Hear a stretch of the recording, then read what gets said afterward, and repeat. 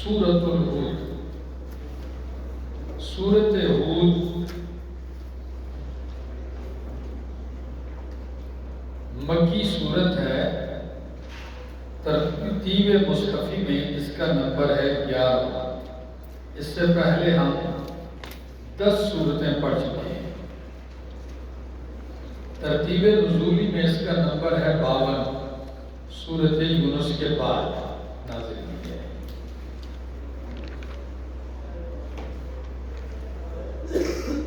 ایک 123 آیات اور 10 رکوعات پر مشتمل ہے.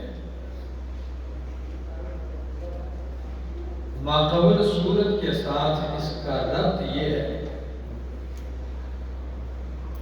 کہ پہلی سورت میں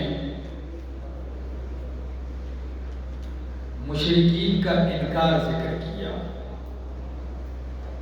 اور اس سورت میں ان کا انجام ذکر کیا جائے گا.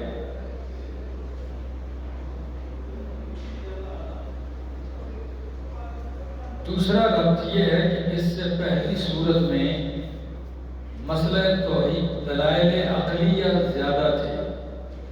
مسئلہ توحید پر دلائل عقلیہ زیادہ تھے اور اس صورت میں مسئلہ توحید کو دلائل نقلیہ سے ثابت کیا جائے گا.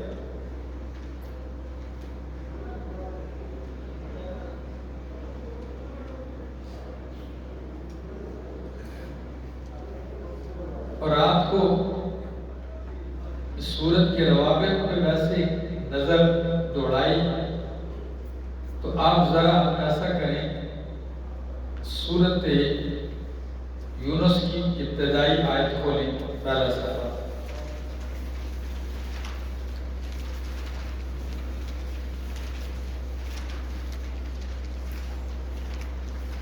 اور اسی طرح اسی کھولے رکھیں اور سورت توبہ کی آخری آیتیں کھولیں. سورت توبہ. آپ کو ان تینوں سورتوں کا ایک عجیب ربط نظر آئے گا. سورت توبہ کے آخر میں فرمایا علیہ توکلت وہو رب العرش العظیم، میں اللہ ہی پہ توکل کرتا ہوں جو عرش عظیم کا رب ہے. سورت یونس میں فرمایا کہ زمین و آسمان پیدا کیے ثم استوى علی العرش، پھر عرش پہ کیا ہوا؟ مستوی ہوا. سورت ہود میں فرمایا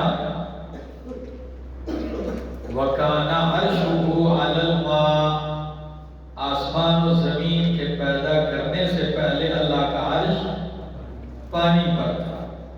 تو دیکھو یہ ان تینوں صورتوں میں اللہ کے عرش کا ذکر ہے.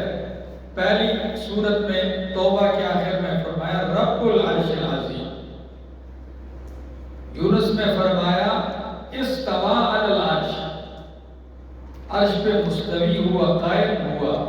اور ادھر فرمایا کہ اللہ کا عرش کیسا ہے؟ کان عرشہ علی الماء، کہ آسمان و زمین ساری چیزوں سے عرش پہلے پیدا کیا اور وہ کس پر تھا؟ پانی پر تھا. تو اس اعتبار سے بھی یہ صورتیں مربوط ہو گئی ہیں. سورت کا امتیازات سورت ہود ممتاز ہے نوح علیہ السلام کے واقعے کی تفصیلی واقعے کے ساتھ. نوح علیہ السلام کے تفصیلی واقعے کے ساتھ ممتاز ہے. سورت ہود ممتاز ہے کہ اس میں اللہ نے مشرکین سے 10 صورتیں بنانے کا مطالبہ کیا. قرآن جیسی کتنی صورتیں بنا کے لے آؤں؟ 10 صورتیں. اور سورت ہود ممتاز ہے نوح علیہ السلام اور ان کے بیٹے کے مکالمے کے ساتھ، کہ باپ اور بیٹے کا مکالمہ جس انداز سے اس سورت میں ہے وہ کہیں نہیں. یہ سورت ممتاز ہے وَكَانَ عَرْشُهُ عَلَى الْمَاءِ، کہ اللہ کا عرش آسمان و زمین کے پیدا کرنے سے پہلے کہاں تھا؟ پانی پر. سورت کا دعویٰ اور خلاصہ۔ اس سورت کے اندر 3 مسائل کا ذکر ہے، چار باتیں ذکر ہیں، اور یہی 4 باتیں اس سورت کا دعویٰ ہے، 4 باتوں کا بیان۔ پہلی بات، العبادۃ للہ وحدہ،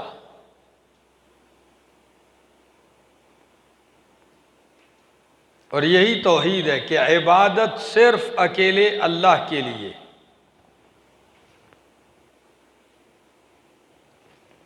دوسری بات، نفی شرک فی العلم، کہ اللہ کے ساتھ علم میں کوئی شریک نہیں، عالم الغیب اللہ ہے، اللہ کے سوا کوئی عالم الغیب نہیں۔ تیسری بات، ترغیب فی التبلیغ، کہ اللہ کے دین کی تبلیغ کرو، اس کی طرف ترغیب رغبت دلائی۔ اور چوتھی بات، نبی اکرم صلی اللہ علیہ وسلم کو تسلی ہے۔ تو اس سورت کا دعویٰ ہے یہ 4 باتوں کی تفصیل۔ سب سے پہلی بات، العبادۃ للہ وحدہ۔ دوسری بات، نفی شرک فی العلم۔ تیسری بات ترغیب فی التبلیغ۔ اور چوتھی بات، نبی اکرم صلی اللہ علیہ وسلم کو تسلی۔ یہ 4 باتیں ہیں۔ خلاصہ یہ سمجھ لیجئے کہ اس میں جو پہلا مسئلہ ہے یہ آیت نمبر 2 میں بیان ہوا ہے، العبادۃ للہ وحدہ۔ یہ آیت نمبر 2، آیت نمبر 4، آیت نمبر 26، آیت نمبر 50، آیت نمبر 61، آیت نمبر 84، آیت نمبر 123۔ ان آیتوں میں اس سورت کا یہ پہلا دعویٰ بیان ہوا ہے۔ سورت کا دوسرا دعویٰ، نفی شرک فی العلم، نفی علم غیب عن غیرہ تعالی۔ یہ آیت 5، آیت 6، آیت 13، آیت 47، آیت 49 اور آیت نمبر 57، آیت نمبر 70 اور آیت نمبر 77 اور آیت نمبر 123۔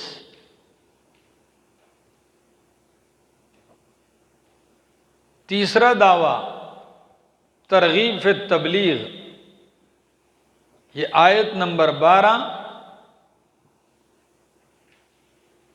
اور آیت نمبر 123۔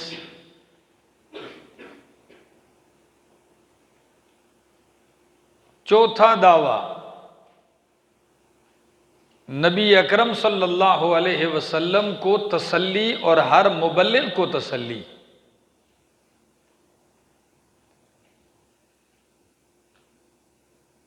آیت نمبر 12، فَلَعَلَّكَ تَارِكٌ بَعْضَ مَا أُوحِيَ إِلَيْكَ۔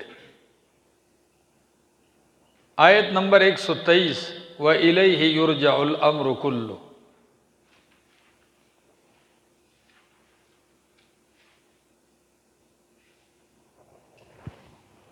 سمجھ میں آئی بات؟ آئیے کوشش کرتے ہیں کہ یہ پارہ کسی حد تک، نہیں تو کم از کم آدھا تو جانا چاہیے بس۔ چلو، الف لام را، سورت ذوات الرا میں سے ہے۔ کس میں سے ہے؟ اور ذوات الرا کی ابتدا کس سے ہوتی ہے؟ قرآن کریم کی عظمت سے، صداقت سے۔ اور پہلی سورت شروع ہوئی تھی قرآن کی عظمت کے ساتھ، لیکن کتاب کی صفت مبین آئی تھی۔ کیا؟ یہاں مبین تو نہیں، حکیم آئی تھی، تو اس میں دلائل عقلیہ تھے، اور مبین آئے تو دلائل نقلیہ ہوتے ہیں۔ یہاں قرآن کی صفت مبین تو نہیں آئی، لیکن ایک چیز ہے کہ اننی لکم منہ نذیر۔ کیا؟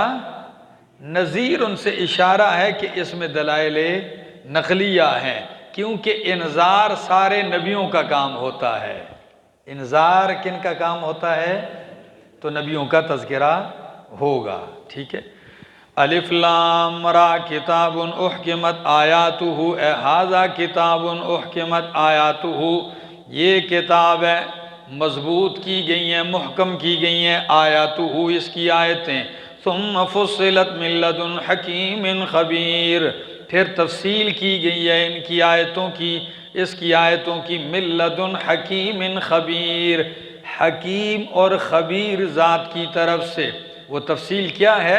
اللہ تعبدوا الا اللہ، کہ نہیں عبادت کرو، مت بندگی کرو، الا للہ، مگر کس کی؟ تو سورت کا دعویٰ پہلا آگے، العبادۃ للہ وحدہ اننی لکم منہ نذیر و بشیر، بے شک میں ہوں تمہارے لیے منہ اس اللہ کی طرف سے، نذیر ڈرانے والا، و بشیر اور بشارت سنانے والا، وَأَنِ اسْتَغْفِرُوا رَبَّكُمْ اور یہ کہ بخشش طلب کرو اپنے رب سے، ثُمَّ تُوبُوا إِلَيْهِ پھر توبہ کرو، رجوع کرو اسی کی طرف، يُمَتِّعُكُمْ مَتَاعًا حَسَنًا فائدہ دے گا تمہیں، متاعًا حسنا فائدہ اچھا، الی اجل مسمى ایک وقت مقرر تک یعنی موت تک، وَيُؤْتِ كُلَّ ذِي فَضْلٍ فَضْلَهُ اور دے گا اللہ اپنا فضل، یؤت کل ذی فضل دے گا ہر صاحب فضل کو، فضلہ اپنا فضل، یعنی ہر صاحب توحید کو اس کی توحید کا بدلہ اللہ دے گا۔ آگے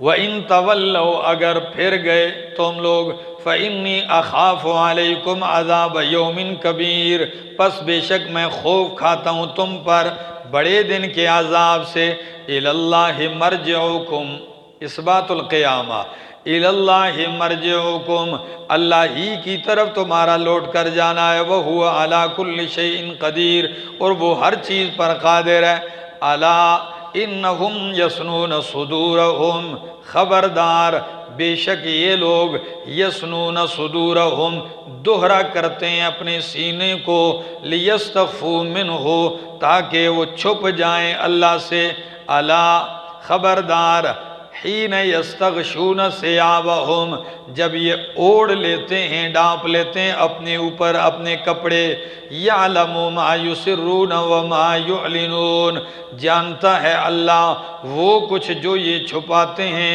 وما یعلنون اور جو یہ ظاہر کرتے ہیں، انہو علیم بذات الصدور بے شک اللہ جاننے والا ہے سینوں کے راز۔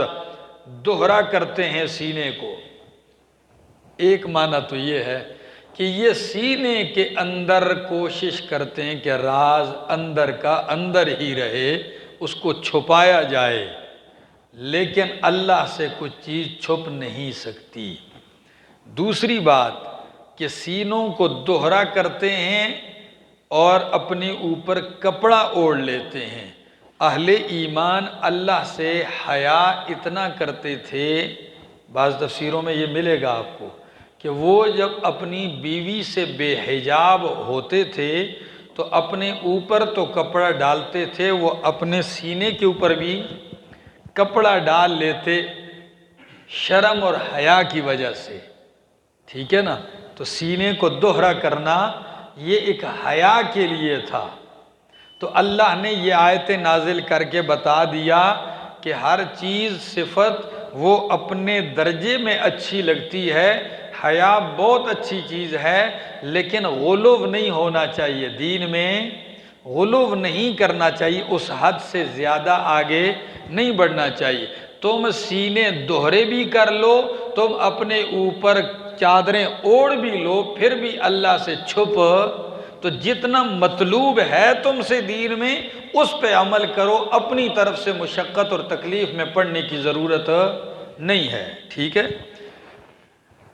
آگے وَمَا مِن دَابَّةٍ فِي الْأَرْضِ إِلَّا عَلَى اللَّهِ رِزْقُهَا اور نہیں ہے من دابتن کوئی جاندار فی الارض زمین میں الا علی اللہ مگر اللہ کے ذمے ہے رزقها اس کا رزق، زمین پہ جتنے بھی جاندار ہیں ان کا رزق کس کے ذمے ہے؟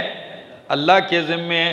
وَيَعْلَمُ مُسْتَقَرَّهَا وَمُسْتَوْدَعَهَا، اور جانتا ہے اللہ اس کا مستقر اور اس کا ٹھکانہ، وَمُسْتَوْدَعَهَا، اور ہر جاندار کے امانت رکھے جانے کی جگہ، جہاں اس کو ودیعت رکھا جاتا ہے وہ جگہ جانتا ہے۔ تو مستقر ٹھکانہ دنیا ہے۔ وَلَكُمْ فِي الْأَرْضِ مُسْتَقَرٌّ وَمَتَاعٌ إِلَىٰ حِينٍ، اور مستودع سے مراد قبر ہے کہ وہاں اس کو ودیعت رکھا جاتا ہے۔ تو فرمایا تمہارے ٹھکانے کو بھی اللہ جانتا ہے، اور مرنے کے بعد تمہیں جہاں رکھا جائے گا اللہ اس جگہ کو بھی جانتا ہے۔ ٹھیک ہے، ایک دوسرا معنی یہ آیت پہلے بھی گزری تھی، وہاں میں نے کئی توجیحات کی کہ اللہ ہر جاندار کی روزی کا ذمہ دار ہے اور اس کے مستقر کو بھی جانتا ہے، وہ ہے ماں کا پیٹ، اور مستودع کو بھی جانتا ہے، یعنی باپ کی پشت۔ باپ کی پشت میں وہ بطور ودیعت ہے، اور ٹھہرتا زیادہ وقت کہاں ہے؟ ماں کے پیٹ میں۔ تو یہ سارے ٹھکانے اللہ جانتا ہے، یا یوں کہو اللہ جانتا ہے مستودع، اس کی دنیا کو بھی، اور اس کا مستقر جو آخرت ہے ہمیشہ ہمیشہ کا، اس کو بھی جانتا ہے۔ آگے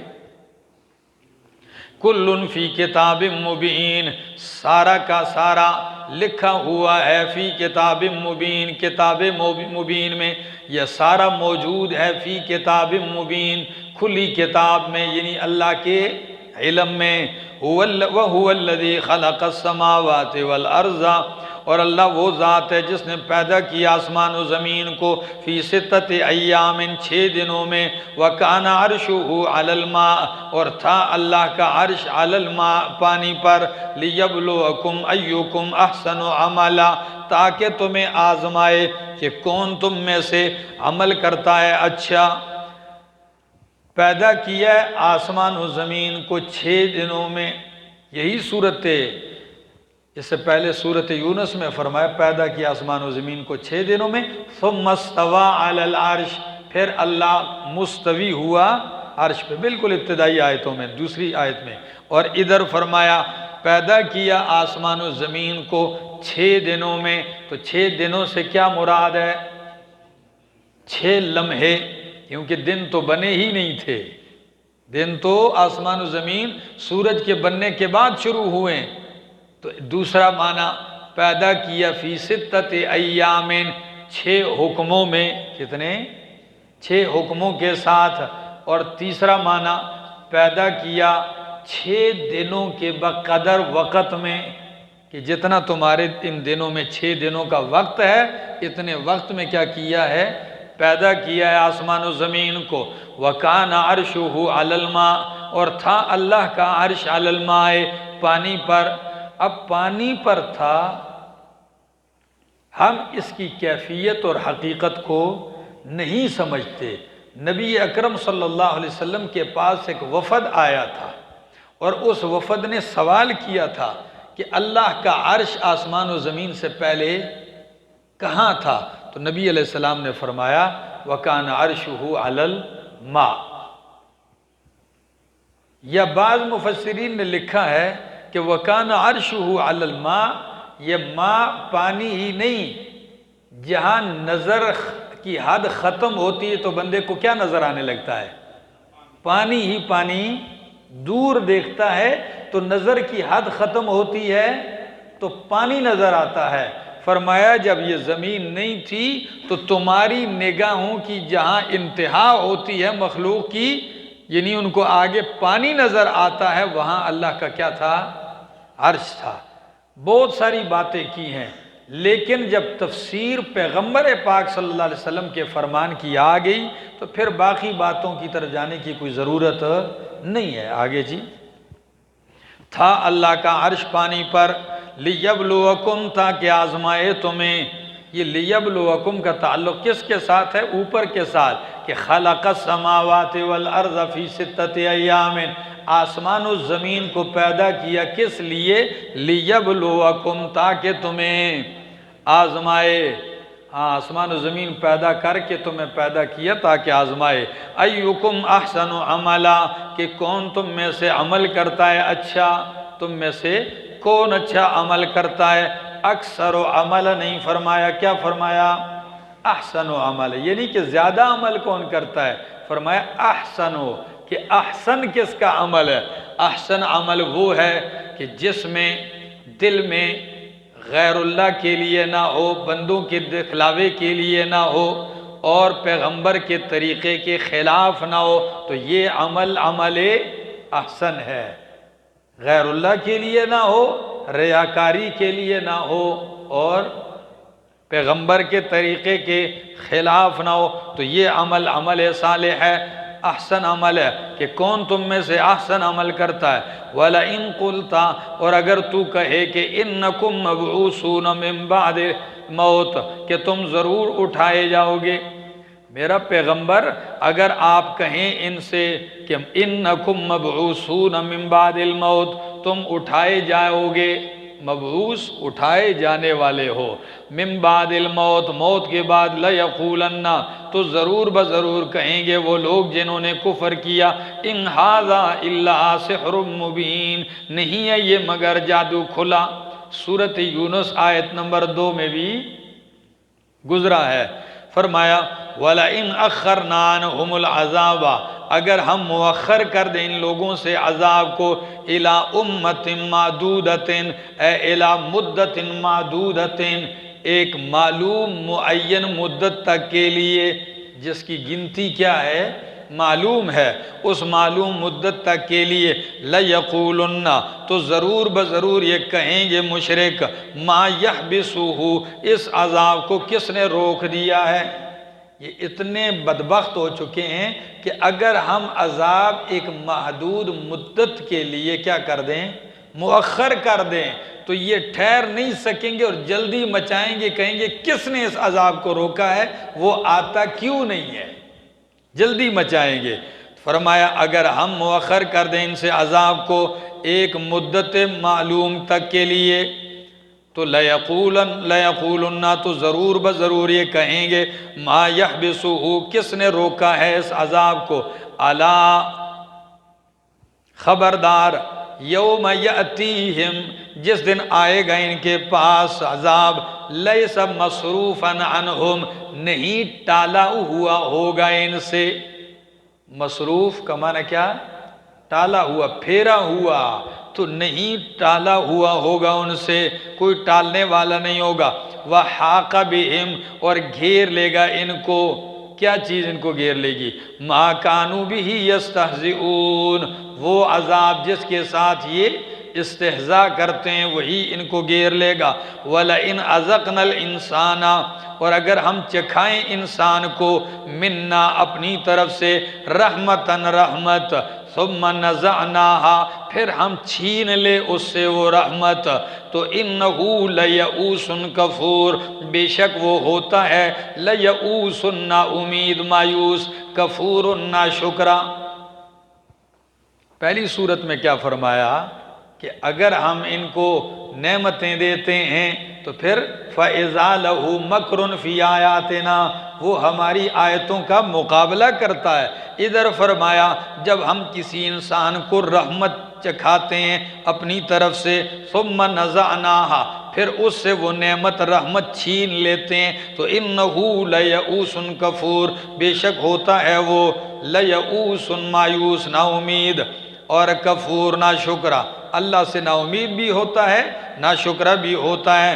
وَلَئِنْ أَذَقْنَاهُ نَعْمَاءَ، اور اگر ہم چکھائیں اس کو نعمتیں، خوشحالیاں، بعد الضراء، بعد تکلیفوں کے مست ہو جو اسے پہنچی ہیں، لَيَقُولَنَّ، تو ضرور بضرور کہے گا کہ ذَهَبَ السَّيِّئَاتُ عَنِّي، مجھ سے وہ ساری تکلیفیں چلی گئیں، او مشکل دور ختم ہو گیا، مزے ہیں، مشکل دور تو گیا، وہ پریشانیاں، وہ ٹینشنیں کیا ہو گئیں۔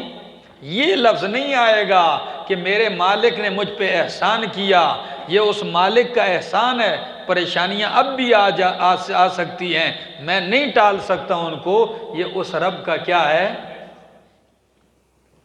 یعنی یوں بتلانا چاہتا ہے کہ یہ دور گزر رہا ہے. کیا ہو رہا ہے؟ یہ دور ہے، بس پریشانی کا ایک دور تھا، وہ کیا ہو گیا؟ اب خوشحالی کا دور ہے. دور دور تو کرتا ہے لیکن دور جس کے ہاتھ میں ہے اس کی طرف توجہ نہیں ہے. فرمایا لَيَقُولَنَّ، تو ضرور بضرور کہے گا، ذَهَبَ السَّيِّئَاتُ عَنِّی، چلی گئی ہیں پریشانیاں تکلیفیں مجھ سے. إِنَّهُ لَفَرِحٌ فَخُورٌ، بے شک ہوتا ہے وہ لَفَرِحٌ، مست، فخور، فخر کرنے والا. اصل میں فرح کا معنی تو خوش ہونے والا، تو مطلقاً خوشی تو منع نہیں ہے قرآن میں. بھائی اللہ کی نعمت پہ خوش ہونا یہ تو تقاضا ہے شکر کا کہ اللہ نے آپ کو نعمت دی، آپ کیا ہو؟ خوش ہو. یہاں خوشی کون سی ہے؟ مست ہو گئے، مغرور ہو گئے، تکبر کرنے لگے، یہ سارے معنی آپ کو ملیں گے. فرمایا انہو لفرح، بے شک ہوتا ہے وہ لفرح، اترانے والا. اردو تراجم میں یہ لفظ ملے گا، کیا ہے؟ اترانے والا، اکڑ کرنے والا، فخور، فخر کرنے والا. اتنا فخر کرے گا کہ بس آپ حیران ہو جائیں گے. آج کل بھی ہم لوگ کہتے ہیں ہماری فخریہ پیشکش ہے. کیا؟ تو ان کو اللہ کی دی ہوئی نعمتوں پہ کیا ہونے لگتا ہے؟ فخر. اور فخر بھی یہ کہ یہ میرا کوئی کمال ہے. اگر یہ تیرا کمال ہوتا پھر تو فخر کر سکتا تھا، لیکن یہ تیرا کمال نہیں، یہ رب کا احسان ہے. آگے إِلَّا الَّذِينَ صَبَرُوا، مگر وہ لوگ جنہوں نے صبر کیا اور عمل کیے نیک. أُولَئِكَ، یہی لوگ ہیں، لَهُم مَغْفِرَةٌ، ان کے لیے بخشش ہے، وَأَجْرٌ كَبِيرٌ، اور بہت بڑا اجر ہے. فَلَعَلَّكَ تَارِكٌ بَعْضَ مَا يُوحَىٰ إِلَيْكَ، پس فَلَعَلَّكَ، پس شاید کہ تو تارکن، چھوڑنے والا ہے. فَلَعَلَّكَ، پس شاید کہ تو چھوڑنے والا ہے. بعض وہ چیزیں یوحا الیک، جو تیری طرف وحی کی گئی ہیں، شاید کہ تو وہ بعض چیزیں چھوڑنے والا ہے جس کی آپ کو کیا کی گئی ہے؟ وحی کی گئی ہے. یہ لعل کا معنی کیا ہے؟ کیا نبی علیہ السلام کے بارے میں یہ تصور ہو سکتا ہے کہ آپ وحی کی بعض چیزوں کو چھوڑنے کا ارادہ کر رہے تھے یا چھوڑنے والے تھے؟ قطعاً نہیں. اس کی بہترین توجیہ امام راغب رحمہ اللہ نے، اور اسی طرح امام ابو البقا نے اپنی کتاب کلیات ابو البقا اس میں کی ہے. وہ فرماتے ہیں یظن بک الناس ذالک، یظن بک الناس ذالک. اب معنی کروں گا، ایسا لطف آئے گا کہ جو آپ بہت سارے صفحات پڑھیں گے تو وہ ایک چٹکی میں حل ہو جائیں گے. بعض مفسرین، اللہ جزائے خیر عطا فرمائے، یہ ہمارا کوئی کمال نہیں ہے، یہ ان علماء نے اپنی زندگیاں وقف کی ہوئی ہیں اللہ کی کتاب کو سمجھانے کے لیے کہ لوگ اس کو سمجھ سکیں. فرمایا لوگ تو آس لگائے بیٹھے ہیں آپ سے کہ شاید آپ بعض چیزیں چھوڑ دیں. ہاں، لوگ تو آپ سے یہ آس لگائے ہوئے ہیں کہ آپ بعض وہ چیزیں جو آپ کی طرف وحی کی گئی ہیں وہ آپ چھوڑ دیں.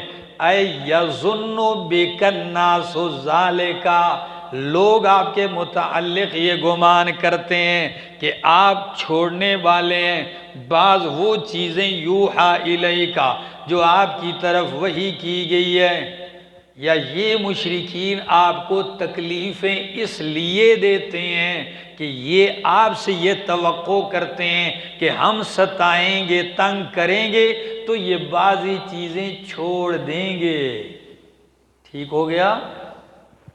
فرمایا لعلک، وہ تو یہ گمان کرتے ہیں آپ سے آس لگائے بیٹھے ہیں کہ تارے کن آپ، شاید آپ تارے کن چھوڑنے والے ہیں بعض ما یوحا الیک، بعض وہ باتیں جو وحی کی گئی ہیں اس کی آپ کی طرف، وَزَائِقٌ بِهِ صَدْرُكَ، اور تنگ ہونے والا ہے، تنگ ہوتا ہے اس کے ذریعے آپ کا سینہ، ان یقولوا لولا انزل علیہ کنز، اس بات سے کہ وہ یہ کہیں گے کیوں نہیں اترتا اس کے اوپر کنز، خزانہ، کیوں نہیں اتارا جاتا ان پہ خزانہ۔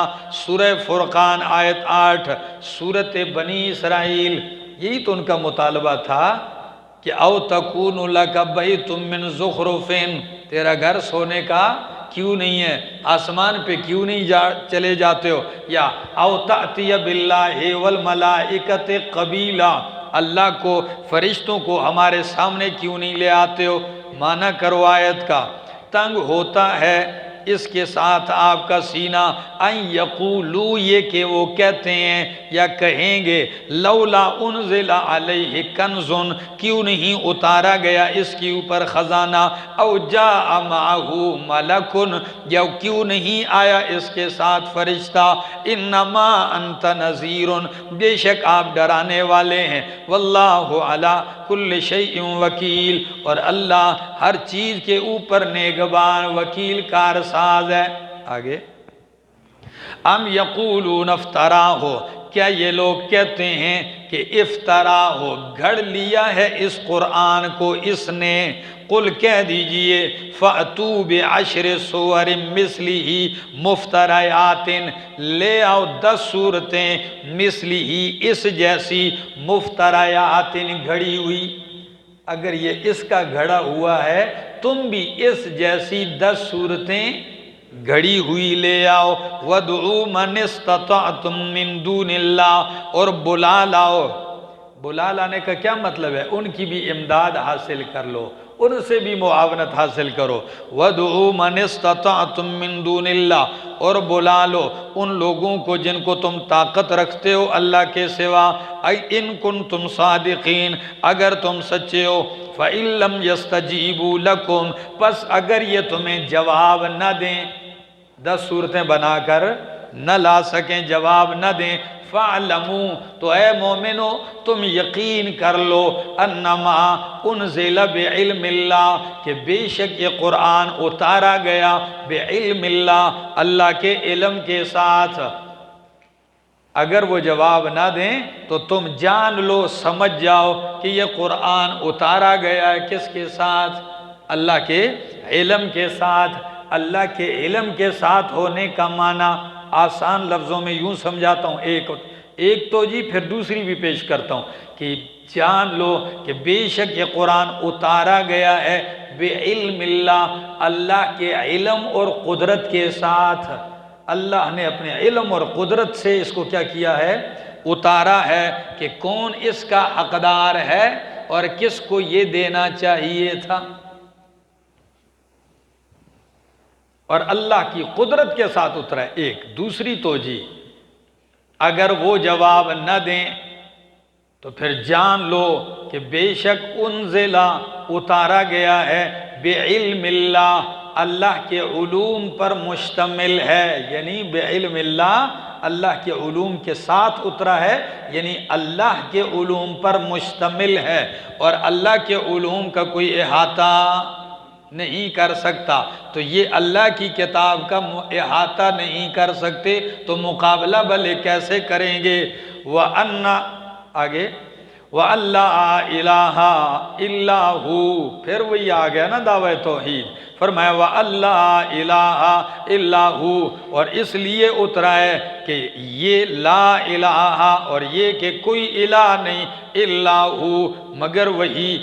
یہ آیت اور اس کی پہلی آیت، دوسری آیت، ثم فصلت من لدن حکیم خبیر اللہ تعبدوا الا اللہ، یہ آیتیں دلیل ہیں کہ قرآن کا موضوع توحید ہے، یہ آیتیں دلیل ہیں کہ قرآن کا موضوع مرکزی توحید ہے۔ فرمایا اتارا گیا ہے بعلم اللہ، اللہ کے علوم کے ساتھ مشتمل ہے، اللہ کے علوم پر۔ وَأَلَّا إِلَٰهَ إِلَّا هُوَ، اور یہ کہ کوئی الہ نہیں مگر وہی۔ فَهَلْ أَنْتُمْ مُسْلِمُونَ، کیا ہو تم مسلمون، مسلمان ہونے والے، اسلام قبول کرنے والے۔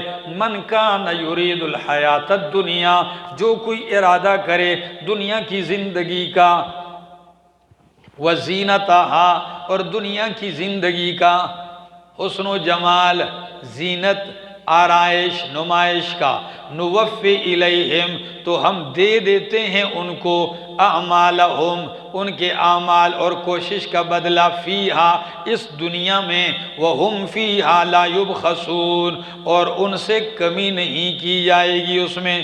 اولئکا، یہی لوگ ہیں، لیس لہم فی الآخرۃ الا النار، نہیں ہے ان کے لیے آخرت میں الا النار، مگر آگ۔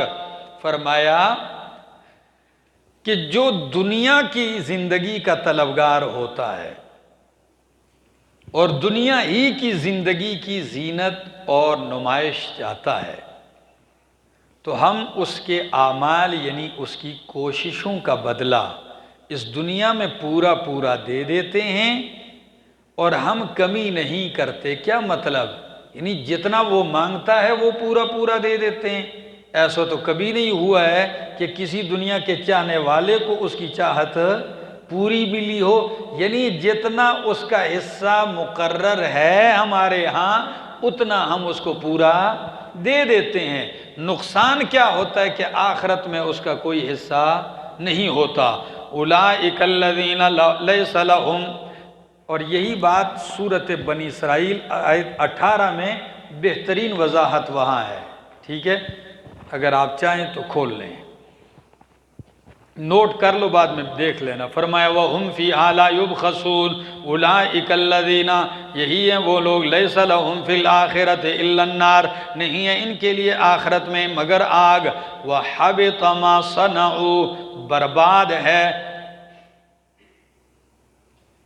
حَبِطَ برباد ہو گیا، ضائع ہے، مَا صَنَعُوا فِيهَا، جو کچھ بھی انہوں نے کیا ہے، فیہا اس میں، وَبَاطِلٌ، اور بیکار ہے، باطل ہے، مَا كَانُوا يَعْمَلُونَ، جو کچھ وہ عمل کرتے ہیں، ان کی صنعت جو بنا رہے ہیں یہ بھی برباد ہو جائے گی، اور جو یہ عمل کر رہے ہیں وہ بھی باطل ہے، یعنی اس میں بھی آخرت کا کوئی فائدہ مرتب نہیں ہوتا۔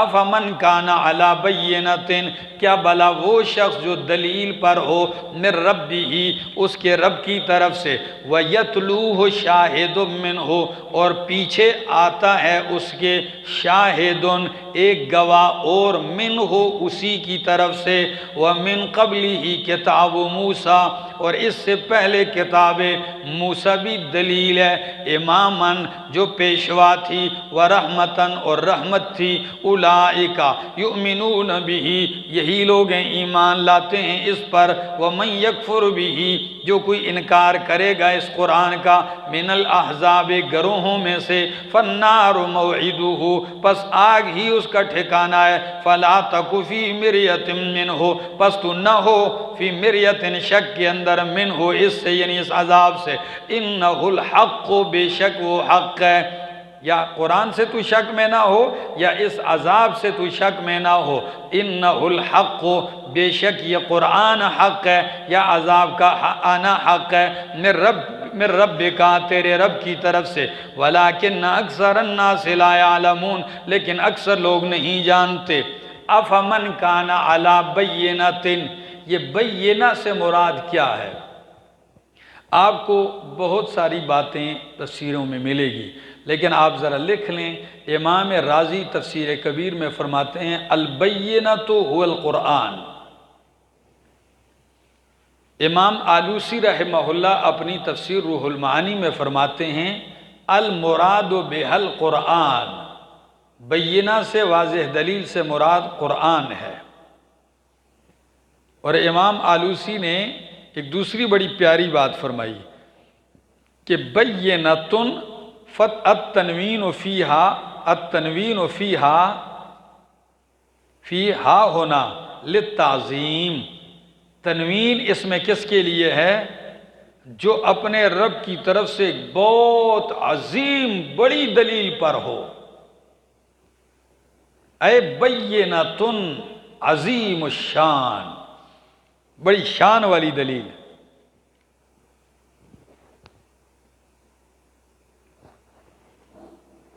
تو اب عبارت یوں بنے گی، امام رازی رحمہ اللہ فرماتے ہیں تقدیر کلام یوں بنے گا، افمن کان علی بینۃ من ربہ کمن یرید الحیاۃ الدنیا. افمن کان علی بینۃ من ربہ، جو کیا وہ شخص جو اپنے رب کی طرف سے دلیل پر ہو، یہ اس شخص کی طرح ہو سکتا ہے جو صرف دنیا کا طلبگار ہو؟ یعنی جس کو اللہ نے قرآن دیا ہے یہ اس شخص کی طرح ہو سکتا ہے جو صرف محض دنیا پرست ہے؟ یہ دونوں برابر ہو سکتے ہیں؟ کبھی نہیں ہو سکتے.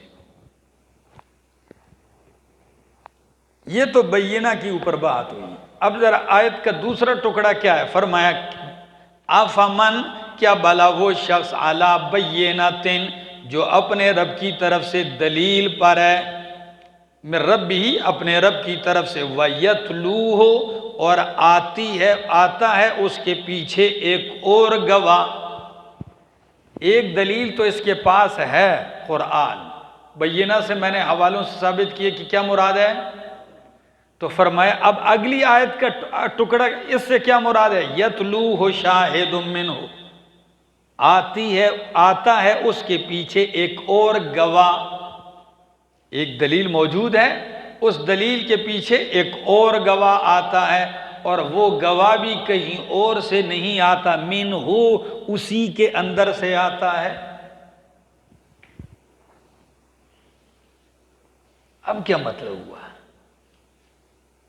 سنو کہ قرآن کے اندر دلیل ہے، قرآن خود دلیل ہے. علی بینۃ من ربہ، پیغمبر دلیل پر ہے، یعنی اس کے پاس قرآن کی دلیل ہے، اور قرآن کے اندر بھی دلیل ہے کہ قرآن کے اندر سے بھی کئی دلائل آتے ہیں. پتہ نہیں سمجھ میں. ایک قرآن خود دلیل ہے، اس کا اعجاز ہونا، معجز ہونا، کائنات کا اس کا مقابلہ کرنے سے عاجز ہونا، یہ ایک دلیل ہے. اور پھر اس کے اندر سے، اسی کے اندر سے اس کی تائید میں اور بھی کیا آتے ہیں؟ دلائل آتے ہیں. تلا یتلو تلون کا معنی ہوتا ہے پیچھے سے آنا. تو پیچھے سے آتا ہے ایک اور گواہ، من ہو اسی سے، یعنی اسی کتاب کے اندر سے. اچھا یہ حوالہ کہاں ہے؟ لکھو روح المعانی کیا فرماتے ہیں؟ وَمَعْنَا كَوْنِهِ مِنْهُ أَنَّهُ غَيْرُ خَارِجٍ مِنْهُ. یتلوہ آتا ہے اس کے پیچھے ایک گواہ، منہ معنی ہو، معنی کونہ منہ انہ غیر خارج منہ، کہ یہ دوسری جو دلیل پیچھے سے آ رہی ہے یہ بھی خارج سے نہیں، اسی کے اندر سے آ رہی ہے. آپ کو یاد ہوگا گزشتہ سال میں نے اور بھی کئی توجیحات لکھوائی تھی. وہ کیا ہے کہ شاہد منہ سے مراد کیا چیز ہے؟ جی جبرائیل علیہ السلام، کہ بھائی پیغمبر دلیل پر ہے قرآن، اور پیچھے آتا ہے اس کے ایک اور گواہ جبریل، یعنی جبریل آتا ہے. ٹھیک ہے، یہ بھی لکھوایا تھا. تو اگر یہ شاہد منہ سے جبریل ہو تو پھر منہ کی ضمیر راجع ہوگی اللہ کی طرف. کس کی طرف؟ یعنی اللہ کی طرف سے ایک اور گواہ بھی آتا ہے، اور وہ کون ہے؟ جبریل ہے. آگے وَمِن قَبْلِهِ کتاب موسیٰ، اور اس سے پہلے کتاب موسیٰ بھی دلیل تھی. جس طرح قرآن دلیل ہے اس طرح اس سے پہلے کتاب موسیٰ بھی دلیل تھی، یا اسی قرآن کی دلیل ہونے پر موسیٰ علیہ السلام کی کتاب بھی دلیل تھی کہ اس میں اس کا ذکر تھا. اماماً جو پیشوا تھی. دیکھو یہاں کتاب کی صفت کیا ہے تورات کی؟ اماماً، کہ کتاب امام ہے، یعنی جس طرح امام رہنمائی کرتا ہے اسی طرح تورات کیا کرتی تھی؟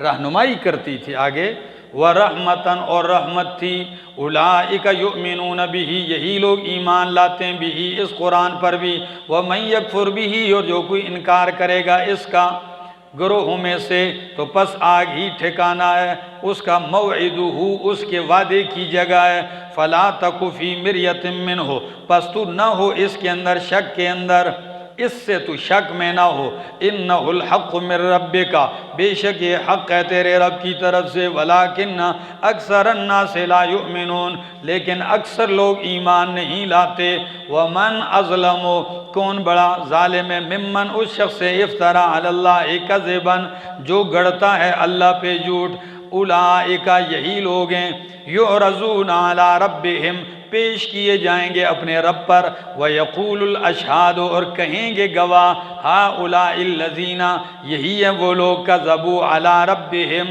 جنہوں نے جھوٹ بولا اپنے رب کے اوپر، الا لعنت اللہ علی الظالمین خبردار لعنت ہو اللہ کی ظالموں پر۔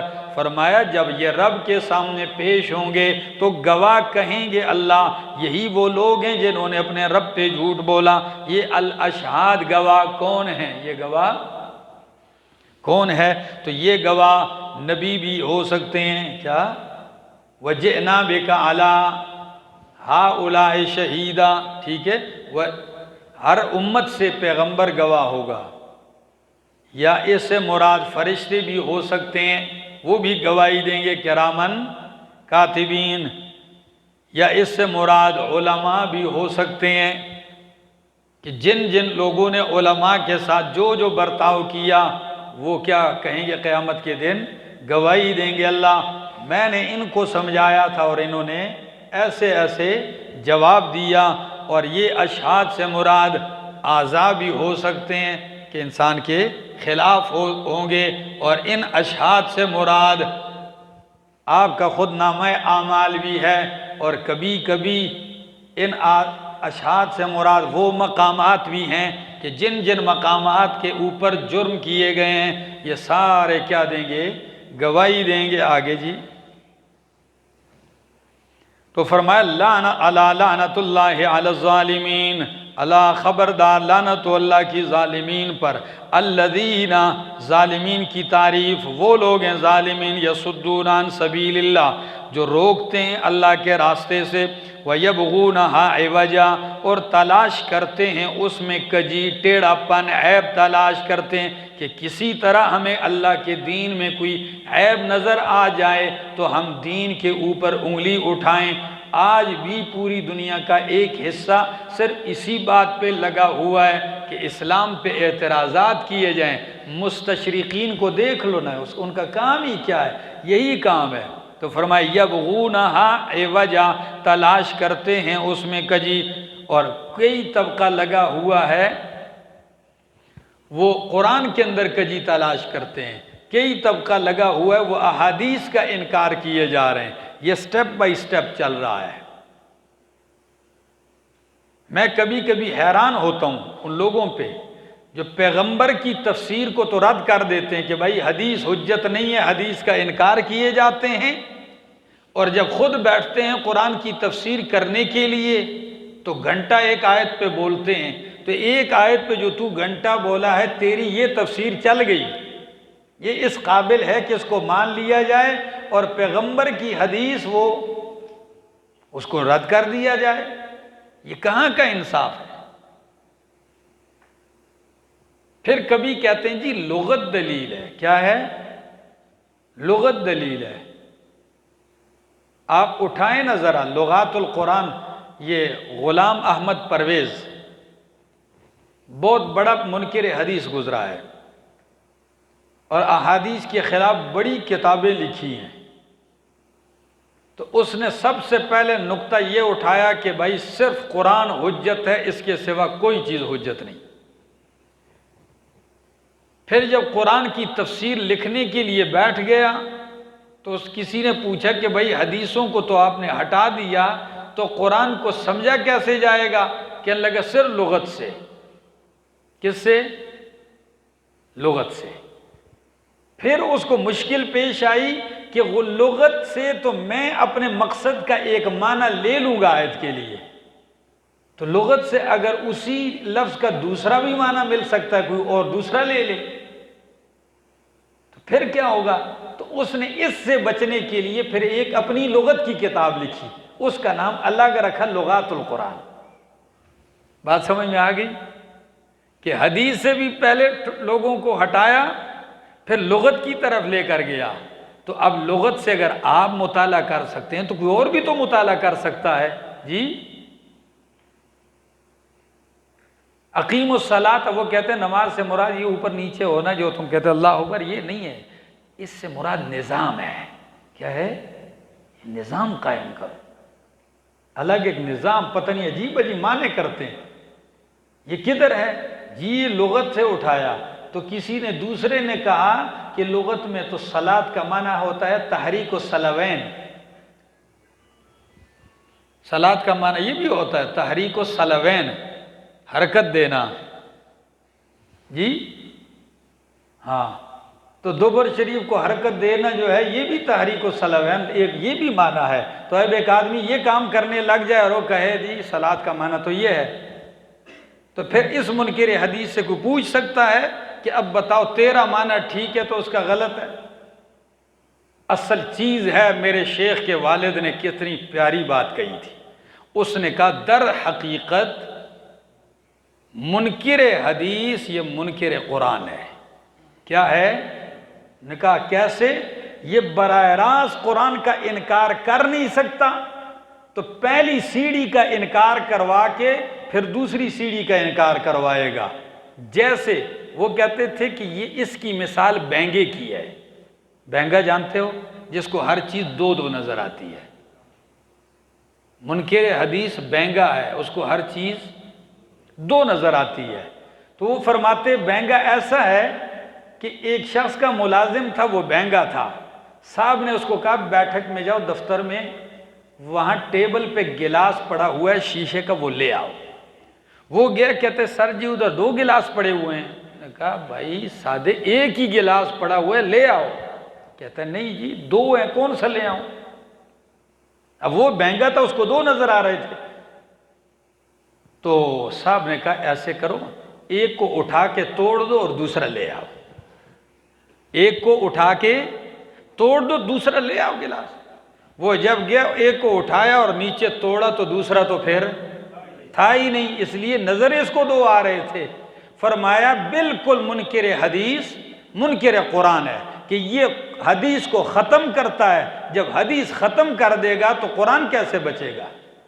انکار حدیث سے کیا لازم آئے گا؟ انکار قرآن لازم آئے گا۔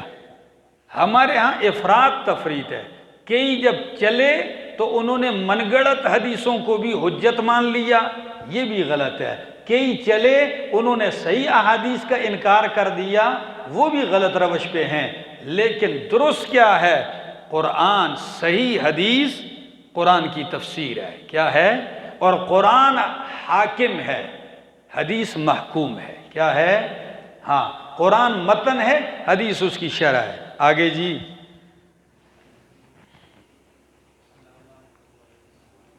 پتہ نہیں ہم پڑھ کیا رہے تھے اور کہاں پہنچ گئے۔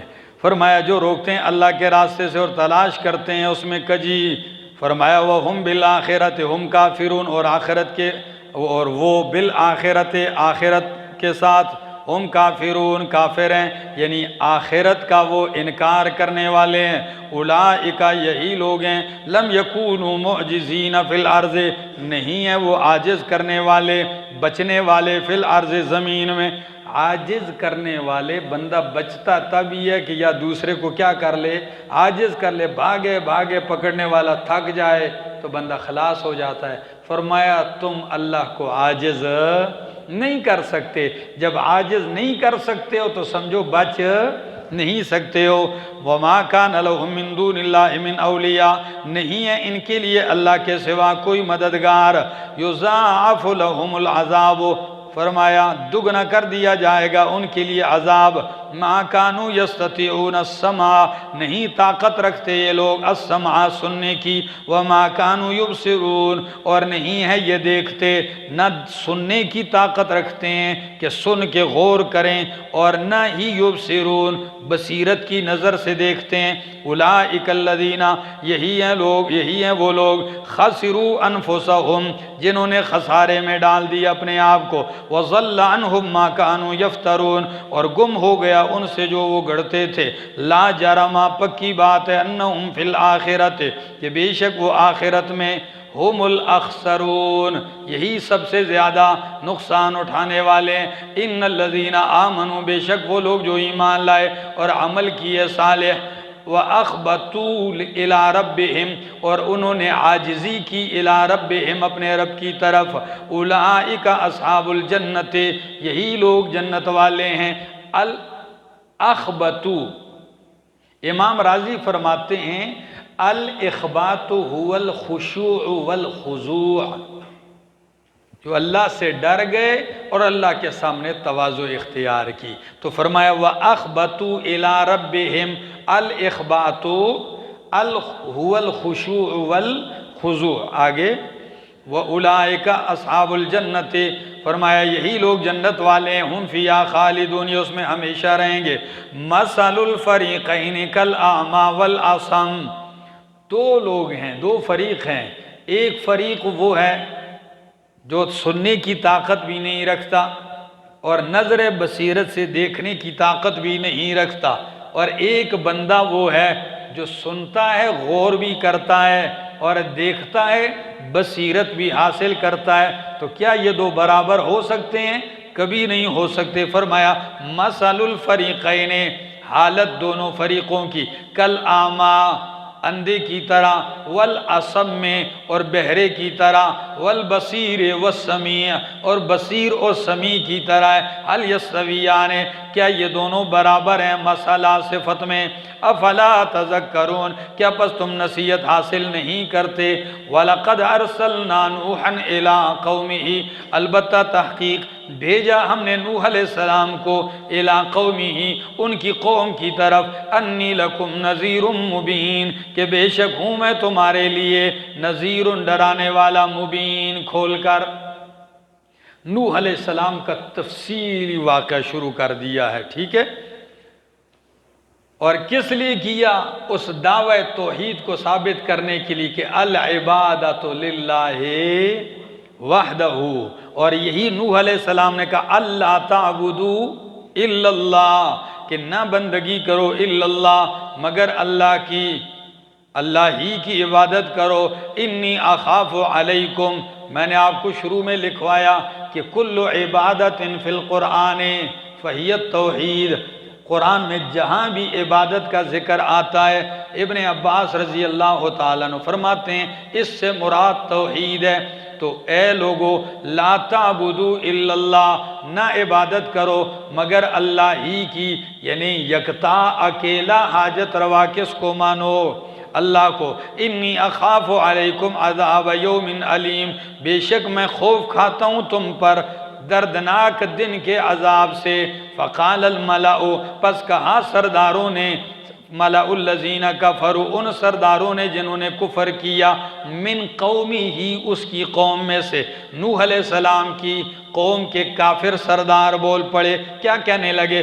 ما نراک الا بشرا مثلنا، نہیں دیکھتے آپ کو ہم الا مگر بشرا مثلنا، اپنی طرح بشر۔ کیا ہم تو آپ کو کیا سمجھتے ہیں؟ ایک بشر انسان سمجھتے ہیں، اور جو بشر ہو تو وہ رسول نہیں ہو سکتا۔ وَمَا نَرَاكَ، اور نہیں ہم دیکھتے، اتبعک، کہ آپ کی اتباع کی ہو، إِلَّا الَّذِينَ، مگر ان لوگوں نے، ہم اراذلنا، جو ہم نے سب سے رذیل ترین ہیں۔ کیا ہیں؟ اراذل کیا ہیں؟ جو رذیل ہیں، ذلیل ہیں، انہوں نے آپ کی اتباع کی ہے۔ بادی الرأی، سرسری رائے والے۔ کس رائے والے؟ دو اعتراض جڑ لیے، بلکہ ایک اعتراض یہ کیا کہ آپ بشر ہیں اس لیے رسول نہیں ہو سکتے۔ دوسرا اعتراض یہ کیا کہ آپ کے تابعدار جو ہیں وہ کمزور ذلیل لوگ ہیں۔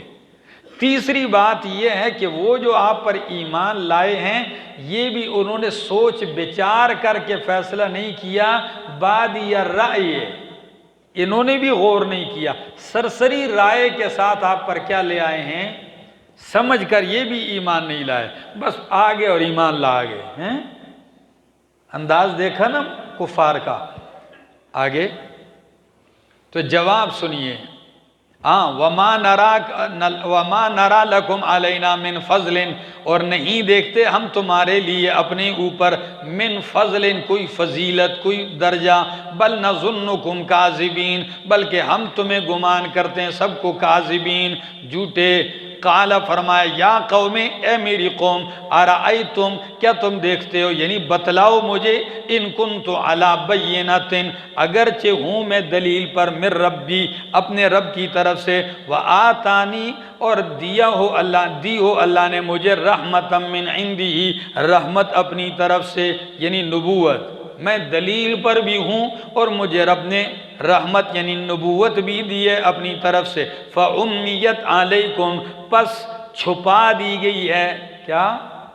پس چھپا دی گئی ہے وہ دلیل تم پر، میں دلیل پر ہوں، رحمت پر ہوں، وہ دلیل تم پر کیا کر دی گئی ہے، تمہیں سمجھ نہیں آ رہی، اندھے ہو چکے اس سے۔ فَأُمِّيَتْ عَلَيْكُمْ، پس چھپا دی گئی ہے، پوشیدہ کر دی گئی ہے، علیکم، وہ تم پر۔ آگے تو کیا انلزمکموہا، کیا ہم چمٹا سکتے ہیں اس دلیل کو تم پر، وانتم لہا کارہون، اور تم اس کو ناپسند کرنے والے ہو۔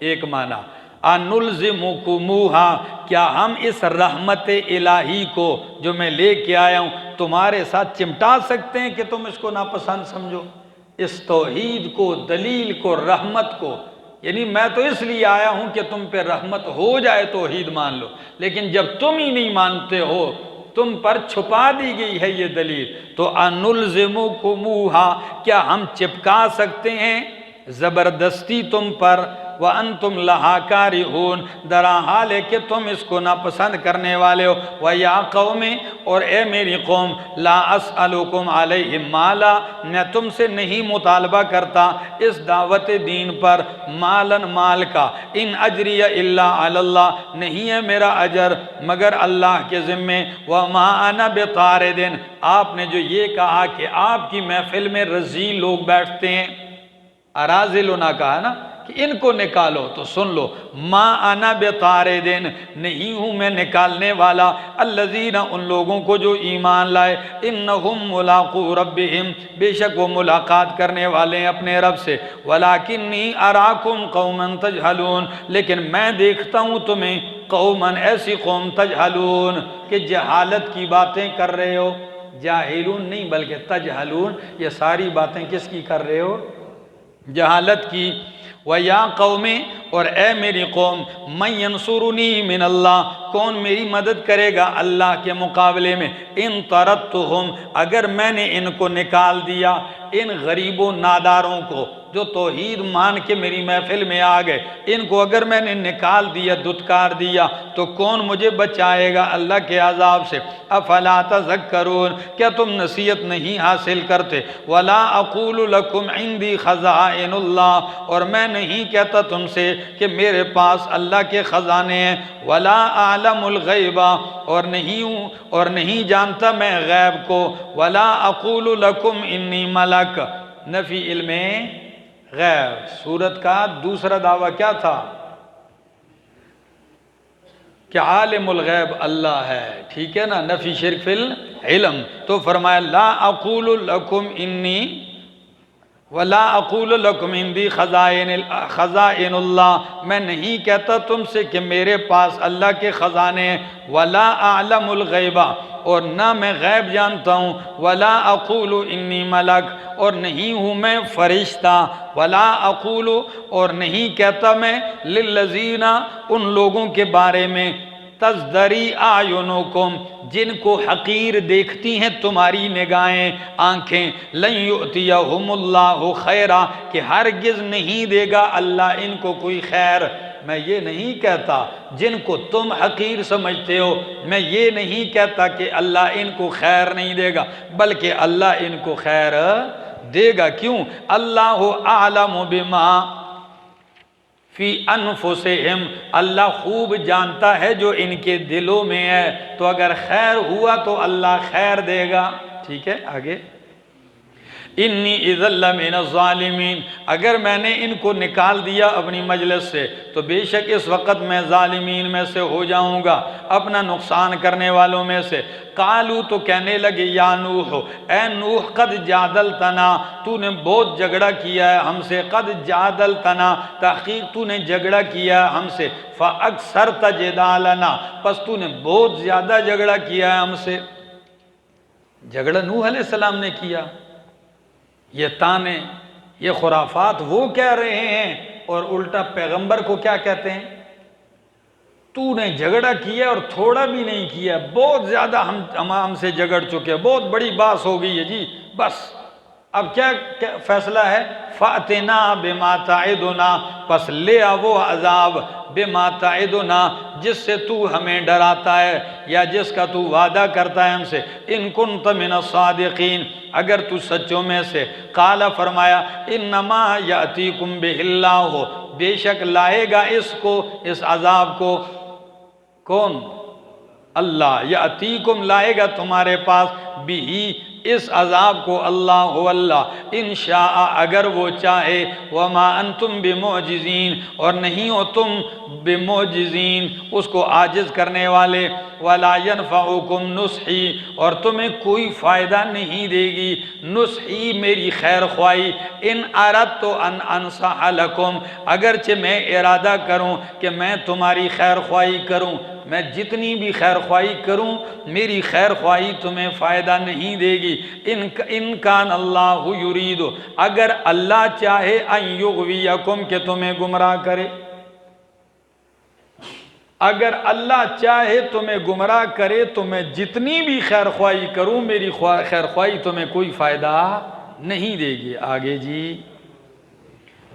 ہوا ربکم، وہ تمہارا رب ہے، وَإِلَيْهِ تُرْجَعُونَ، اور اسی کی طرف لٹائے جاؤ گے تم۔ ام یقولون افطراہ، کیا یہ لوگ کہتے ہیں گھڑ لیا اس قرآن کو اس نے؟ قل، کہہ دیجئے، دیکھو بات چل رہی ہے نوح علیہ السلام کی، اس کو کہتے ہیں ادخال الہی، بیچ میں نبی علیہ السلام کا تذکرہ بھی کر دیا۔ فرمایا ام یقولون افطراہ، کیا یہ مکے والے مشرکین کہتے ہیں کہ گھڑ لیا ہے اس قرآن کو اس پیغمبر نے؟ قل، کہہ دیجئے، ان افتریتہ، اگر میں نے اس کو گڑا ہو فعلی اجرامی، تو مجھ ہی پر ہے میرے جرم کی سزا، وانا بریء مما تجرمون، اور میں بیزار ہوں اس سے جو تم جرم کرتے ہو۔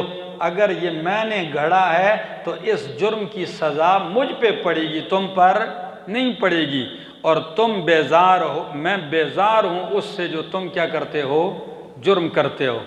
آگے، وَأُوحِيَ إِلَى نُوحٍ، اور وحی کی گئی نوح علیہ السلام کی طرف، أَنَّهُ لَن يُؤْمِنَ مِن قَوْمِكَ إِلَّا مَنْ قَدْ آمَنَ، کہ ہرگز ایمان نہیں لائے گا تیری قوم سے، تیری قوم سے ایمان نہیں لائیں گے، الا من، مگر وہی، قد آمنہ، جو ایمان لا چکے ہیں۔ 950 سال تبلیغ کی، آخر میں رب نے فرمایا جو ایمان لا چکے ہیں بس یہی ہیں، اور کوئی ایمان نہیں لائے گا۔ فلا تبتئس، پس تو غم نہ کر، بما کانوا یفعلون، اس پر جو یہ کرتے ہیں، یعنی ان کے کیے پر تو غمگین نہ ہو۔ واصنع الفلک، اور بنا کشتی، کیا بنا؟ تعجب کی بات، کشتی بنا، پانی کا دور دور تک کوئی نشان، کشتی بنا، بِأَعْيُنِنَا، ہماری آنکھوں کے سامنے۔ آنکھوں کے سامنے کا کیا مطلب؟ یعنی یہ کام میری نگرانی میں ہو رہا ہے، ٹھیک ہے؟ آپ کشتی بنائیں میری نگرانی میں آپ کی نگرانی رہنمائی کروں گا۔ وَاصْنَعِ الْفُلْكَ بِأَعْيُنِنَا وَوَحْيِنَا، اور ہمارے حکم سے، وَلَا تُخَاطِبْنِي فِي الَّذِينَ ظَلَمُوا، مجھ سے بات نہ کرنا ان لوگوں کے بارے میں جنہوں نے ظلم کیا ہے، اِنَّهُمْ مُغْرَقُونَ، بے شک وہ غرق کیے جانے والے ہیں۔ کشتی بنائیے میری نگرانی میں اور میرے حکم سے، لیکن اتنی بات ضرور ہے، جو ہونا تھا طے اب ہو چکا ہے۔ اب لا تو خاطبنی، مجھ سے بات نہیں کرنی، یعنی درخواست نہیں کرنی میرے سامنے، فی الذین، ان لوگوں کے بارے میں جنہوں نے ظلم کیا، انہم مغرقون، بے شک وہ غرق کیے جانے والے، وَيَصْنَعُ الْفُلْكَ، اور وہ بناتے تھے کشتی، وَكُلَّمَا مَرَّ عَلَيْهِ مَلَأٌ مِّن قَوْمِهِ، جب کبھی بھی گزرتے اس کے اوپر سردار اس کی قوم کے، سَخِرُوا مِنْهُ، تم مسخرہ کرتے تھے اس سے۔ کیا کرتے تھے؟ لوگ گزر رہے ہیں، لگے ہوئے ہیں، بہت بڑی کشتی تیار کی جا رہی ہے صحرا میں، بہت بڑا بحری جہاز تیار ہو رہا ہے، یہ گزرتے کیا ہو رہا ہے؟ جہاز تیار ہو رہا ہے، کٹورے میں ڈالنے کے لیے پانی نہیں ہے، گلاس میں، اور یہ کیا تیار کر رہے ہیں؟ اتنی بڑی کشتی۔ ہنسی مذاق شروع ہے، ٹھیک ہے جی۔ یہاں بہت ساری کہانیاں بھی آپ کو تفسیروں میں ملیں گی، ٹھیک ہے، میں نے وہ ساری ترک کر دی۔ آگے، سخروا منہ، تو مسخرہ کرتے تھے اس سے، قالا، تو نوح علیہ السلام نے فرمایا، ان تسخروا منا فإنا نسخر منکم کما تسخرون، تو ہم بھی مسخرہ کریں گے تم سے جس طرح کہ تم ہم سے مسخرہ کرتے ہو۔ ہنس لو، ہنسی تو تمہارے ساتھ ہوگی جب پانی میں گڑوتیاں کھاؤ گے اور ہم کشتی میں بیٹھ کر تمہارا نظارہ کریں گے، لگ پتہ جائے گا۔ ہاں، فَسَوْفَ تَعْلَمُونَ، پس تم جلدی ہی جان لوگے، مَن يَأْتِيهِ عَذَابٌ، کس کے پاس آتا ہے عذاب، يُخْزِيهِ، جو اسے رسوا کر دے، وَيَحِلُّ عَلَيْهِ عَذَابٌ مُقِيمٌ، اور واقع ہوتا ہے اس پہ عذاب مقیم، ہمیشہ قائم رہنے والا عذاب، حتی اذا جاء امرنا، یہاں تک کہ جب آ گیا ہمارا امر، ہمارے عذاب والا امر آ گیا، وفارت تنور، اور جوش مارا تنور نے، کیا مارا؟ جوش مارا تنور نے۔ یہ تنور سے ایک قول عبداللہ ابن عباس رضی اللہ تعالی عنہ فرماتے ہیں، التنور وجہ الارض، زمین کی سطح مراد ہے، روٹیاں پکانے والا تنور نہیں۔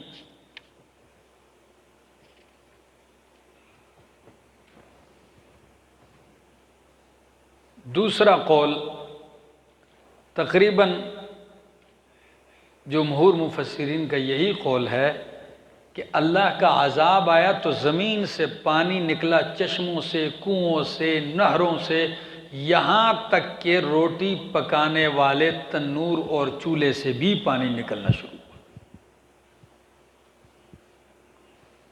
اور تنور یہ وہ لفظ ہے جو کئی زبانوں کا مشترک ہے، پشتو میں بھی تنور، اردو میں بھی تنور، اور عربی میں بھی تنور، اور ہندکو میں بھی تنور، اور پتہ نہیں اور کس کس زبان میں اس کو کیا کہتے ہوں گے، تنور کہتے ہوں گے، ٹھیک ہے۔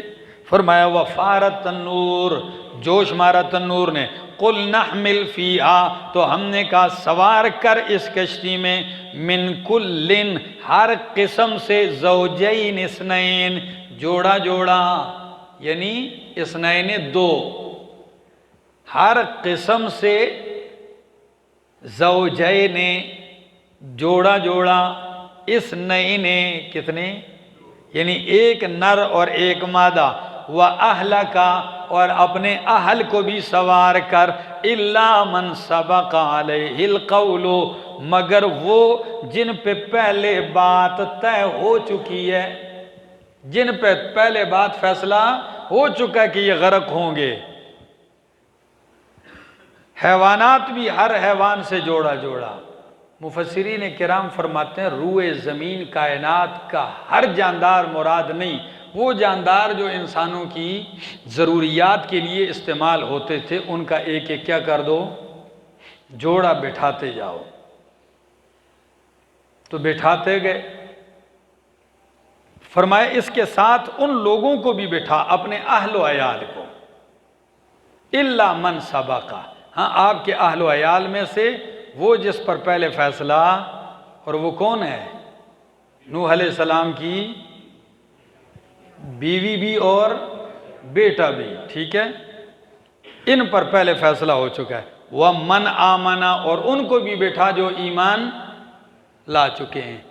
تو آیت کے اوپر کوئی چیزیں سمجھ میں نہیں آ رہی ہیں۔ دیکھو حیوانوں کو بیٹھاؤ، یہ تو الگ ہو گئے، اہل کے اندر بیٹے سارے آ گئے، ٹھیک ہے، استثناء ان کا ہوا جن پہ فیصلہ ہو چکا، بیوی اور بیٹا۔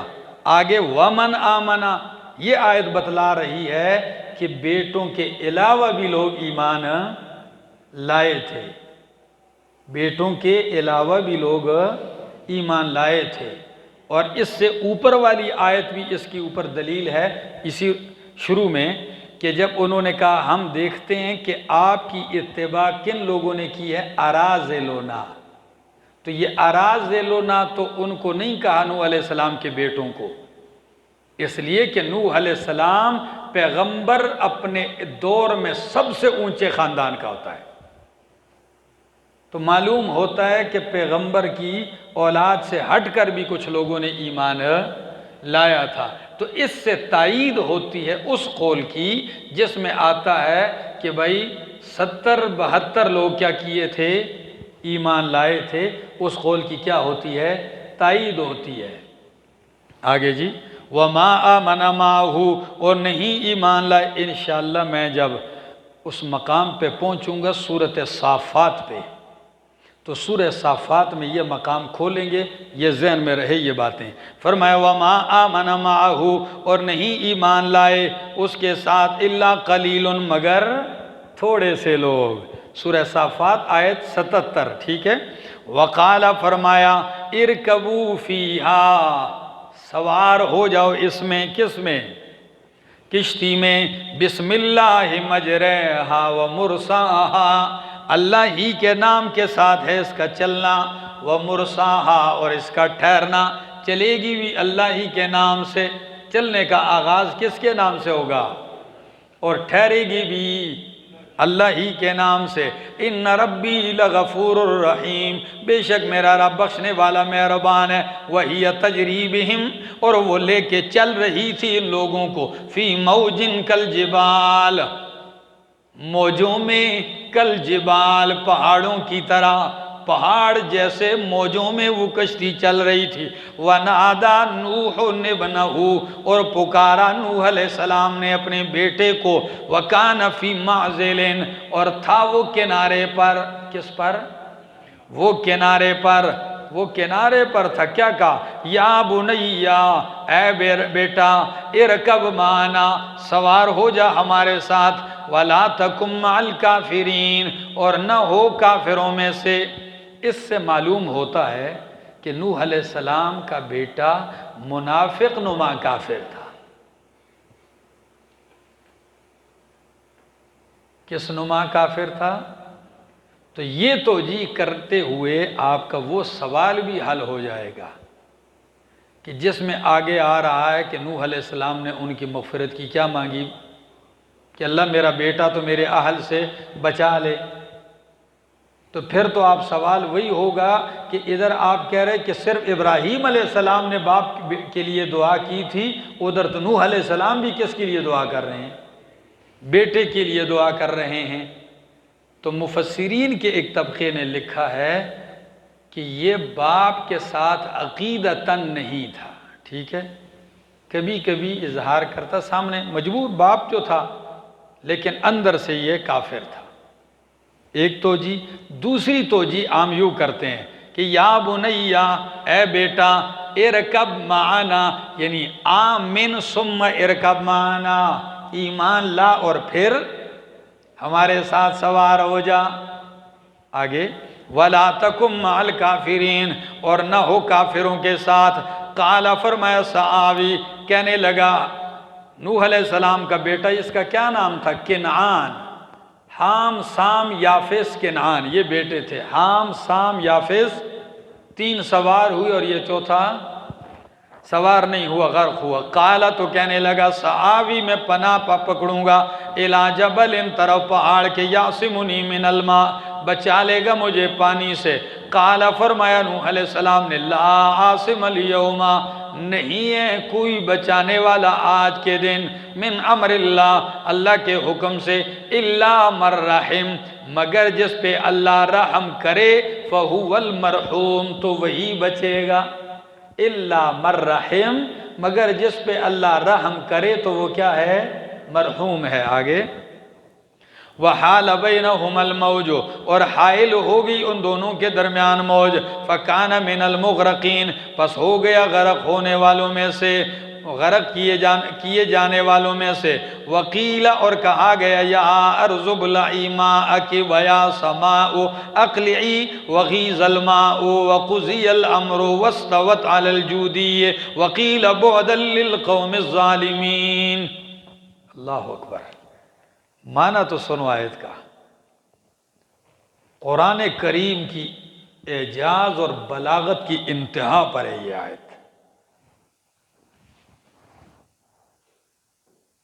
آپ دیکھو ذرا، فرمایا وقیل یا ارض ابلعی ماءک کہا گیا اے زمین ابلعی ماءک ابلعی ماءک نگل لے اپنا پانی۔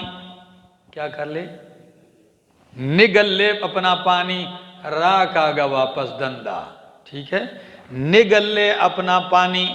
وَيَا سَمَاءُ اور اے آسمان اقلعی تھم جا، کیا ہو جا؟ تھم جا۔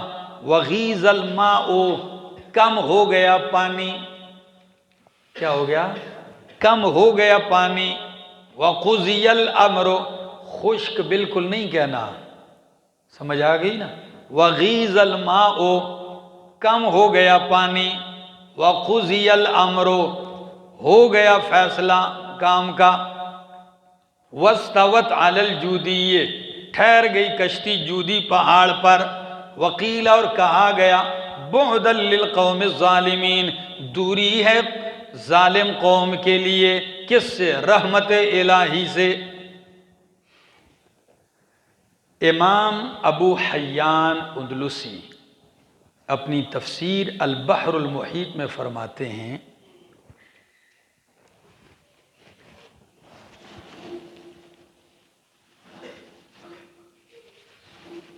کہ یہ آیت ایک منکر اسلام جس کا نام تھا ابن مقفع یہ کہتا ہے میں نے قلم اٹھایا قرآن کا مقابلہ کرنے کے لیے اور میں لکھتا گیا۔ کہتے ہیں کہ جب اس آیت پہ آیا قیل یا ارض ابلعی ماءک ویا سماء اقلعی وغیض الماء وقضی الامر واستوت علی الجودی وقیل بعدا للقوم الظالمین، کہتے ہیں میں نے قلم اٹھا لیا اور میں نے کہا کہ میں عاجز ہوں اس لیے کہ یہ بشر کا کلام نہیں، یہ اللہ کا کلام ہے۔ ایک آیت میں پورے کا پورا واقعہ کیا کر دیا؟ سمیٹ کے رکھ دیا۔ اور الفاظ اور لغات کا استعمال اتنے بڑے مضمون کو اتنے مختصر جملوں میں مخلوق نہیں بیان کر سکتی۔ اللہ۔ صاحب منار تفسیر منار والے فرماتے ہیں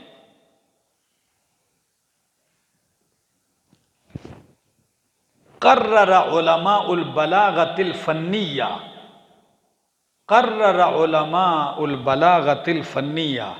أن هذه الآية أبلغ آية في الكتاب العزيز۔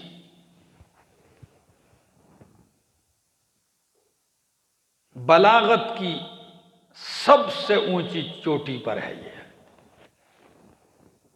اور یہ جب آپ اپنی جگہ مطالعہ کرو گے پھر آپ کو پتہ چلے گا کہ یہ کیا ہے۔ لیکن یہاں ہمارا درس تو چونکہ اختصار کا تقاضا کرتا ہے، آگے جی۔ وَنَادَى نُوحٌ رَبَّهُ اور پکارا نوح علیہ السلام نے اپنے رب کو، کیا کہا؟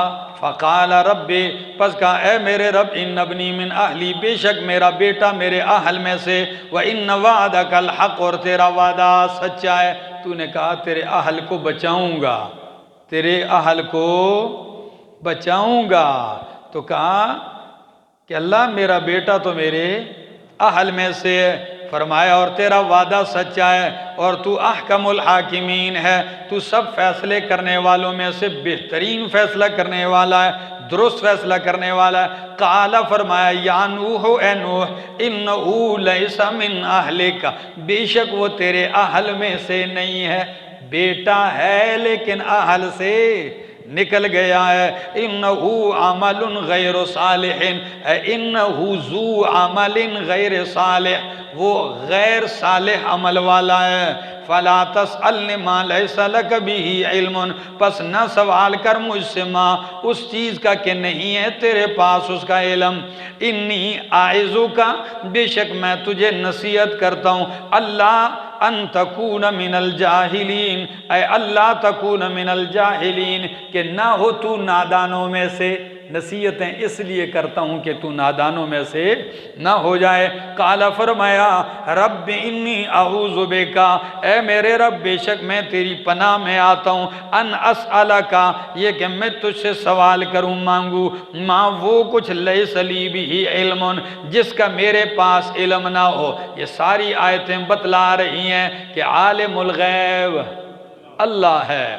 فرمایا وَإِلَّا تَغْفِرْ لِي، اگر تو نہیں بخشے گا مجھے، وَتَرْحَمْنِي، اور رحم نہیں کرے گا مجھ پر، تو أَكُن مِّنَ الْخَاسِرِينَ، میں نقصان اٹھانے والوں میں سے ہو جاؤں گا۔ قِيلَ يَا نُوحُ، فرمایا قیل کہا گیا اے نوح، اہبط بسلام منا وبرکات، اتر سلامتی کے ساتھ ہماری طرف سے، وبرکات، اور برکتیں ہیں، علیکا تجھ پر، وعلی امم ممن معک، اور ان گروہوں پر بھی سلامتیاں اور برکتیں جو تیرے ساتھ ہیں۔ جو کیا ہیں؟ بہت سارے گروہ تھے نا، فرمایا ان پر بھی سلامتیاں، وَأُمَمٌ سَنُمَتِّعُهُمْ، اور کچھ امتیں ایسی بھی ہیں، جماعتیں، سَنُمَتِّعُهُمْ، عن قریب ہم ان کو فائدہ دیں گے، ثُمَّ يَمَسُّهُمْ مِنَّا عَذَابٌ عَلِيمٌ، پھر ان کو پہنچے گا ہماری طرف سے دردناک عذاب۔ اشارہ کر دیا کہ یہ بچیں گے، بچنے کے بعد آباد ہوں گے، لوگوں کی کثیر تعداد ہوگی، کچھ پھر مومن ہو جائیں گے، کوئی پھر کیا ہو جائیں گے؟ کافر ہو جائیں گے۔ تو جو کافر ہوں گے ان کو کچھ نفع دوں گا، اور پھر عذاب دردناک پہنچے گا میری طرف سے۔ تِلْكَ مِنْ أَنْبَاءِ الْغَيْبِ، اتنا واقعہ سنانے کے بعد فرمایا تِلْكَ مِنْ أَنْبَاءِ الْغَيْبِ، یہ غیب کی خبریں ہیں میرے پیغمبر، نُوحِيهَا إِلَيْكَ، ہم وحی کرتے ہیں یہ آپ کی طرف، مَا كُنْتَ تَعْلَمُهَا أَنْتَ، نہیں آپ اس کو جانتے تھے، وَلَا قَوْمُكَ، اور نہ ہی آپ کی قوم اس کو جانتی تھی، مِنْ قَبْلِ هَذَا، اس سے پہلے، یعنی میرے بتلانے سے پہلے، میرے وحی کرنے سے۔ تو کتنی صاف آیت ہے کہ عالم الغیب ہوتے پیغمبر تو ان کو وحی کرنے کی ضرورت نہیں تھی۔ فرمایا یہ غیب کی خبر ہے، ہم نے آپ کی طرف وحی کی، اگر ہم وحی نہ کرتے اس وحی سے پہلے آپ اس کو نہ آپ جانتے تھے اور نہ آپ کی قوم جانتی تھی۔ آگے ان العافیہ فاصبر، صبر کر، ان العاقبۃ للمتقین، بے شک انجام متقین ہی کا ہے۔